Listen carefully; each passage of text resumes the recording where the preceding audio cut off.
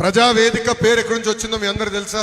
2014-19 మధ్యన చంద్రబాబు నాయుడు గారు నివసిస్తున్న ఉండవల్లి గ్రామంలో ఆయన ఇంటి పక్కన ప్రజావేదిక అనే భవనం కట్టాడు తల్లి. అక్కడ ప్రజలు వస్తే వాళ్ళని కూర్చోబెట్టి కలిసేదానికి.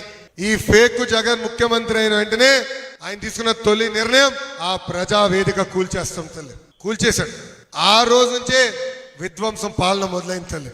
ఆ రోజు నుంచి అడుగడుగునా ప్రజలు ఇబ్బంది పడారు తల్లి. అందుకే మనకు జీవితాంతం గుర్తు ఉండాలని ఆ భవనం కట్టట్లేదు, అట్లనే ఉంచుతున్నాం. చరిత్రలో ప్రజలందరూ తెలుసుకోవాల్సిన అవసరం ఉంది. రేపు రాబోయే తరాల్లో కూడా గతంలో ఒక ఫేక్ జగన్ ఉండేవాడు, ఎలా భవనాలు కూల్చేశాడో వాళ్ళు తెలుసుకోవాలి అని అది అట్లనే వదిలేస్తున్నాం. కానీ ఊరూరు సభలు పెట్టుకున్నప్పుడు ప్రజావేదిక పేరుతో చేయాలని గౌరవ ముఖ్యమంత్రి గారు చెప్తాం జరిగింది తల్లి.